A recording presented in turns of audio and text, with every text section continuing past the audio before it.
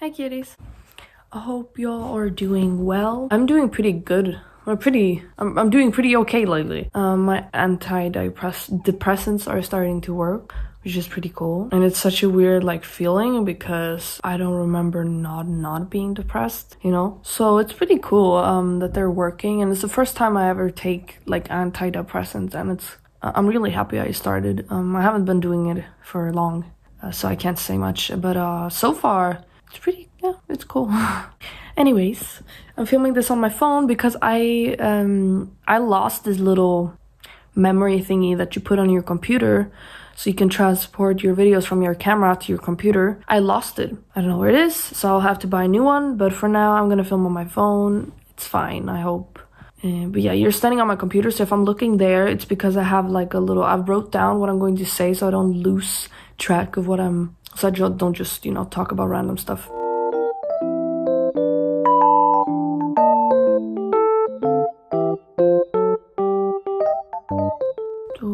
As you can tell by the title, I have autism. You might wonder why I'm so happy about it, or maybe not. The thing is, all my life I have wondered what the hell is wrong with me because I was always so like different than everyone else. I always felt like I didn't belong and I didn't understand people or other like simple things. School was very hard for me. I couldn't learn things that I wasn't interested in. I can't learn things that I'm not interested in. And everybody always called me lazy and like, but other people in the class can do it. Why are you the only one who can't do it? I don't know. Maybe you're the ones who's supposed to figure that out, not me. But I heard from teachers that I was lazy and that why I couldn't do it, but everyone else could, and it always made me feel even worse. So I think I have some school trauma from that. Let me just move you a little bit. So knowing now that I actually have autism is such a relief. My friends said that, oh, you're probably the first one to be happy about that diagnosis. But no, a lot of people get happy getting that diagnosis because they've wondered all their life why they're so weird. And now finally, it's like such a relief. It's like, you wonder what the hell's wrong with me? Why am I like this? Why am I like that? Blah, blah, blah. And now when I know, I feel so happy. I've already taken out all my happiness, so I don't really have a lot to show anymore. But I am very happy knowing that. I did talk about it in some videos that I think I have it, and I was 99.9% sure. And I was right, I have it. So I was very happy about that. So finally, now I know what the hell's wrong with me. Like, everything makes sense now. Everything I do, how I think, how I work in certain situations, why I get so tired after socializing, why I struggle with eye contact, why I, all that. It all makes sense now because it's autism. It makes sense. And it makes me happy now finally knowing. It's like such a huge weight being lifted off my shoulders, you know what I mean? And now when I know what I have, I know how to work with it and what to do and, all that. I found out the 4th. Today is the 7th. I think I will post it today or tomorrow, but I haven't known for long, but yeah, I have it. I know I have it now, and yeah. So in this video I will talk a little bit more about it, explain a little bit what it is. I will leave some links down below to some videos and things like that, if you want to learn more about it, if you're wondering something else. I'm not very good at explaining and I forget what I want to say, so that's why I also wrote this down. So let's get started. First of all, autism, or autism spectrum disorder, is a developmental disability. Developmental, I don't know how to say that, you know what I mean. Developmental disability, basically. I'm disabled.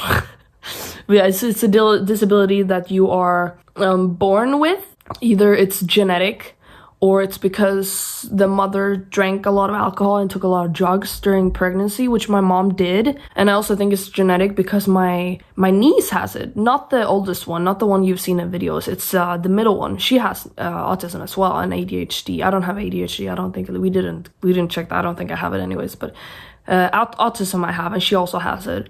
So I think it's genetic, and also because my mom drank and stuff. I think it made it a lot worse, and she took drugs and stuff when I was in her stomach.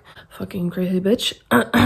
Or it can also be like when the child is born, if there's like an infection or something in the brain that can also cause autism. But vaccines doesn't cause autism. You can't get autism later. You are born with it, basically. Or like when you're born, you get it, you know, the infection thingy. I don't know. It's hard to explain. But, oh, a red nose now. Cute.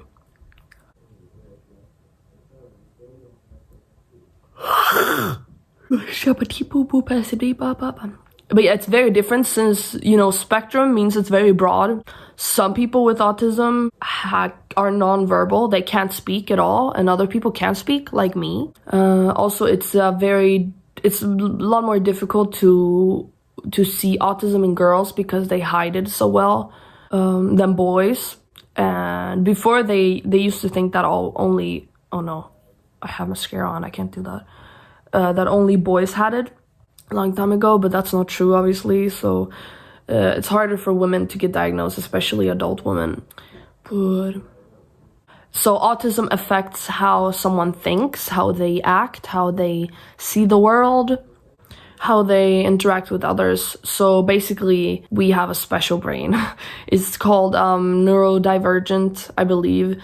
And neurotypical is like a normal brain, or it's the opposite. I don't really remember now, but I think I have a neurodivergent brain, and you who doesn't have autism have a neurotypical brain, if I remember correctly, or it's the opposite. So I see the world differently, and I understand things differently and think differently than everyone else. I will tell you some of my symptoms. There are others, just small symptoms here and there as well, but I will tell you some of them that I have. I wrote them down, so I will look here. Difficulty socializing, hard time keeping eye contact. I struggle with it a lot. When I'm at my therapist, I sit there like this. Like all the time. It's I have special interests such as dinosaurs, rabbit care, and games, and etc. I really rabbit care, I can read about it all the time. Like I know a lot about rabbit care, how to take care of rabbits and what they can eat and not eat. So that's one of my special interests. Dinosaurs I love. I also love space. I also love true crime. I'm very that's my special interest. And I cannot handle change. And I took some screenshots from the internet that explains it a little bit more, so I will read that now. Okay, this is for children, but this is for adults too, so this is for me as well. Even very small or slight disruption to a routine can cause a child diagnosed with autism to feel distress or confusion.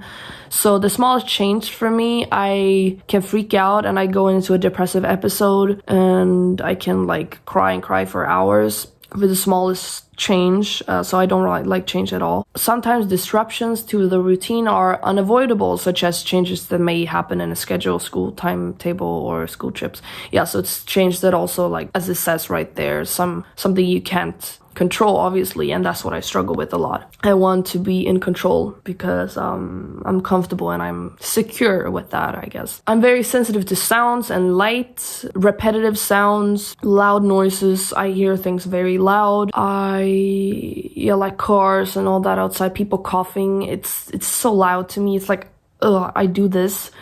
Sensory overload, that's what it's called. I mask when speaking to people, meaning I hide myself in order to seem normal, aka non-autistic, which is very tiring to do. So masking, as it says, you hide yourself to seem normal when you talk to people, and just imagine, it's very tiring. But if I don't do that, I will get questions all the time. Are you mad? Are you upset? Did something happen? No, that's just how I is. My tone of when I talk and the look on my face may look as if I'm mean or rude or angry or something, but I'm not. It's just I can talk like this when I'm happy. Sometimes I look like this and I'm happy. So yeah, so in videos, when people have said that, oh, she looks so happy in this video, oh, she doesn't look happy in this video, it doesn't mean that I'm happy or unhappy. It just means that when I show that I'm happy in videos, it's just me masking. Well, how do I explain this? if I show that I'm happy in a video, sometimes it could be that I'm not actually happy, of course, just because I want to avoid anyone asking because I don't have the energy to explain what's wrong, or it's because I'm over exaggerating just to seem normal. Does that make sense? Just to seem like everyone else, like act normal, you know, because when people are happy, people act that way, and I don't, or I do it a lot, like I jump around. So that's what I mean. I hope I'm making sense. But like right now, I might not seem happy, but I'm actually feeling good. I have low empathy for people. I have very low empathy. I stim when I'm excited or stressed. Stimming meaning, and I have another screenshot that I took from the internet just to explain it better because I can't really explain myself. When a person with autism engages in self-stimulatory behaviors such as rocking, pacing, aligning, or spinning objects or hand flapping, people around them may be confused, offended, or even frightened. Also known as stimming, these behaviors are often characterized by rigid, repetitive movements and or vocal sounds. And here people with autism may stim because they are excited, happy, anxious, or overwhelmed, or because it feels comforting. Under stressful circumstances, they may stim for a long period of time. People with autism, however, may not be aware of responsive to others' reactions to the stims. Oh my god, I can't read. An example, when I am stressed, I do a lot of movements. I can sit like this. When I'm excited, I do this, or I jump around. Or when I am very, very sad, I sit and rock. I sit and rock like this. I rock back and forth. It's either because it's comforting or because I'm happy, I'm letting it out, like you know, things like that. In a video where I was building my desk with my cousin and my dad, you can see that when I'm eating donuts, I go like this. You can see it every fucking time I take a bite, and I wasn't thinking about it. Like I didn't know back then, like I didn't suspect I had autism, but it's very, like that's what I do now, and I realized that is autism, that's stimming. So I do that when I'm excited about eating something good. And as I said, I sound and look very angry or mean even though I don't mean to. Basically, I don't hear that my tone of voice or the way I say things sounds rude. To me, it's not. When people tell me that, I'm like, what the fuck are you talking about? I'm not upset. I'm not mean. What do you mean? You know, so I get very, I know it's not good. I should listen. But you know what I mean? It's like, for me, it's like, what the fuck are you on about? I'm not upset, you know? And then I sound even more upset. And then I get upset because people keep saying that I am angry, even though I'm not. I understand though. I understand. But now you know that I'm not angry. Sometimes I am actually angry, but just sometimes the way I speak to my dad, I'm usually 100% myself. I don't hide my autism with him, so I sound a lot more mean or upset even though I'm not at all. I'm just talking normally even when I'm happy. Yeah, just so you know. I'm sure a lot of people with autism can understand what I mean. I'm very honest. If you ask me something, I will be very honest. If you don't want to be hurt, don't ask me. Because I'm very honest. Sometimes in social situations, even just talking to friends online, I get extremely tired and won't speak for days. So this is something I struggle with a lot. Let me read the screenshot. Being autistic can make fatigue and burnout more likely due to the pressures of social situations and sensory overload. If you are experiencing fatigue or burnout, managing your energy levels is essential, as this guide explains. So sensory overload, for those of you who don't know, is basically, okay, so sensory is like hear, feel, taste, what you see, you know, all those senses, yeah. And overload, you know what that, it's like when it's way too much, it's just piling up and it's way too much. So basically, when I talk to people, I get sensory overload, and now when I finally know what it is, it's so cool that I understand it now so much more, because back then I didn't understand why I was so tired after socializing, why I was so annoyed and so irritable. That's the same thing, annoyed, irritable. But why I was so annoyed when I came home from school, why I was so annoyed at the end of conversations, and why I'm so annoyed when I hear a big, like, loud sound. When people are chewing, like, I get very, very annoyed because it's so much for me. It's like, I get very tired. Even just talking on Discord, I just, all of a sudden, I will be quiet and then I leave the call and then I don't say anything. Like, if you have autism and you have this as well, it's good to tell them that you have that problem so they don't think that something happened to you, you know what I mean? Or maybe have like a signal that makes them know that that's what's happening. Maybe like a emoji, specific emoji. Like if you send the mushroom emoji, it means that you need time, you know, like things like that. That could help. And I get very very tired after a day out at the mall or at my therapy. I get very tired. I sit like this on the way home because I'm so tired, and then I have no energy to talk to people and all that. So it's very draining. So sometimes I just need complete silence and I need to be completely alone, and it has nothing to do with the people that I talk to, that I'm around. It's not that I don't like them. It doesn't matter who it is. I just get very tired, even though I love talking to them. If I didn't, I wouldn't be calling them on Discord, obviously, or ask them to talk, you know. I'm very sensitive to clothing, so how clothing sits on my body, I said this before, underwear, extremely uncomfortable. I can't handle the feeling of uncomfortable clothing. I can't wear it. I get very stressed and very uncomfortable, and sometimes anxious. So I need to be very comfortable. I do not like being touched or close to people. When you hear like I don't like being close to people, you might be like, oh, but when you're filming videos with your dad or like your niece, you're being close to people. There's a difference when I choose to do it, which is not that often. But when I choose to do it myself, it's not that bad. But if people come up to me and they touch me or they hug me without me being ready or without my permission, I get very uncomfortable and very stressed and like, ugh. Romantic is not really like that. It's more like family or friends. I don't like I know some people cuddle with their friends. For me, it's like, what the fuck? How can you do that? Like for me, it's like, what the fuck are you doing? Like I don't understand. That's also another thing. I don't understand. I like the same exact routine every day, aka the same breakfast, same chores, preferably the same clothing. I wear the same thing all the time. As you might wonder, like, what, really? But you, on your lookbooks, you dress in different things. Yeah, in my lookbook, not in real life.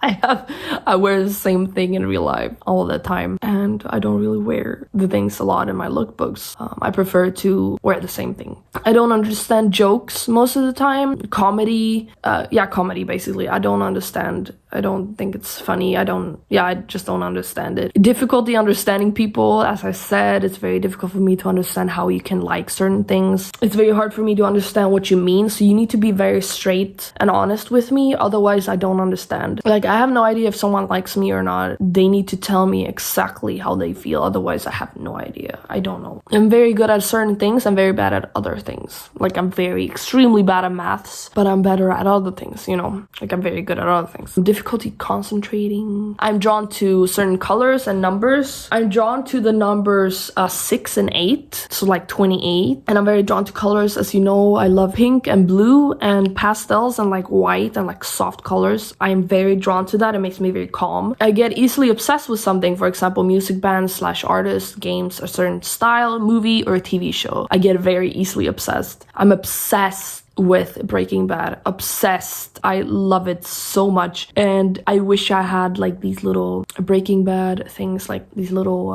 what's called decoration thingies, like Walter White, and then like, you know what I mean? I don't know what they're called. They have a certain name, but it's these little, you know, minion thingies. Miniature Walter White, you know. I want those, and I want Breaking Bad like t-shirts. I love it. Oh my god, I just did it. Okay. But I'm very obsessed with that. I'm obsessed with Bruce Springsteen, Rammstein. I get obsessed easily by certain things. Sometimes it goes up and down too. Like, I'm always obsessed with that. I always love it, but sometimes like my obsession is like up here. Like, for example, Sims is up here right now, you know. So those are some of the symptoms, and now I will tell you some things that help with my autism. I could maybe do another video in the future, but let me know if you want more autism videos at all, or if you don't want me to talk about, I mean, even if you don't want me to talk about it, I don't give a shit. I'm gonna talk about it anyways. Too bad. So the first thing is my weighted blanket. These are not in order, by the way. I wrote like 11, but they're not in order at all. So the first thing is my weighted blanket. This is the best thing I've ever bought, ever. I wish it was heavier. This one is 9 kilos. Maybe it's very heavy. I don't know, but I wish mine was heavier. I love it so much. It's the best thing I've ever bought. I can't be without it now. I don't like sleeping without it. So this is very special to me. The second thing is music. Music helps me a lot. It calms me down. It helps when I'm out in social situations. Like, for example, when I'm in the grocery store, I get a sensory overload. So many things, so many sounds, so many people. So music helps a lot. I always listen to music when I'm in the store. And if I forgot my AirPods or if they're not charged, I get very upset. I'm like, oh. I have to do this fucking shit, so I run through the store. The third thing is games. I get very excited about games. It calms me down. It helps distract me. It helps me focus. So games help me a lot, especially, oh yeah, another special interest, survival games. I love survival games and like decorating and stuff like that. I think it's very fun. ASMR also helps a lot, helps me sleep. And it's also very strange that ASMR is fine. Like sometimes it's like I can't listen to ASMR because of the repetitive sound. Sometimes, other times I love it. So it's very, very odd how it all works, but it's with the sounds. But yeah, toys, these little anxiety autism toys. Like for example, here's 2 of them. This is a stress ball. I think this stress ball got air in it because it got this, I don't know, something like it got very loose skin. Ugh. But it wasn't like this before. I don't know what happened, but there's like air in it. I don't know how it got in there. But yeah, I like this one, stress ball. And then I have this. I think, yeah, I've showed this one before. I love this sound. I don't know, would this make a good ASMR sound? Like if I made ASMR?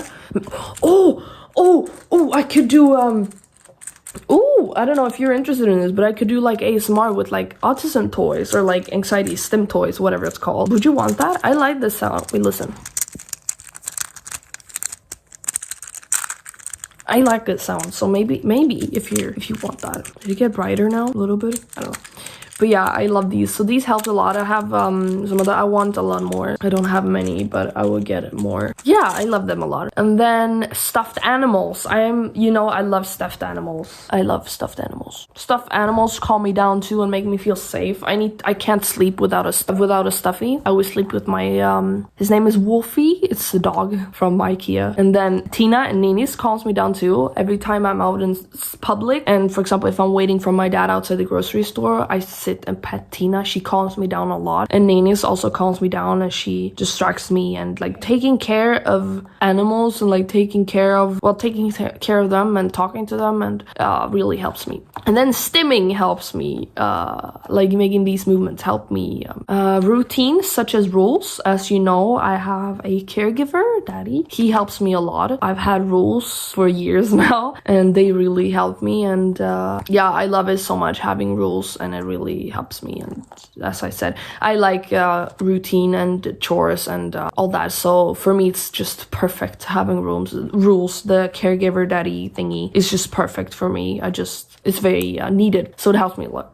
Certain colors make me calm, like as I said, blue and pink is very calming for me. Like the soft core aesthetic, angel core, whatever it's called, is very calming for me. So my room, I made it into like, it's very, I guess it's soft. Yeah, it's a soft room. That's what it is. I like that. It makes me very calm. I'm gonna change my floors, as I said. I still haven't done that, but I'm gonna do it soon. And it's gonna be right now I have like orange wood, and I don't like it. I think it's gross. So I'm gonna change it to I can talk about that more later, but I think I'm gonna have like not a gray one, but it's kind of like a mix of like gray and brown, like light wood. Does that make sense? I will show you sometime later. And then lastly, comfortable clothing really helps me. As I said, I need to wear comfortable clothing. So that's actually everything I have written down. I've been filming for 32 minutes. I don't know how long this video is gonna be for you, but I hope you enjoyed it. If you did, hit the like button. And I'm very excited now that I know where to go from here. One thing though, I just want to say that if I didn't say this already, autism, like there's no cure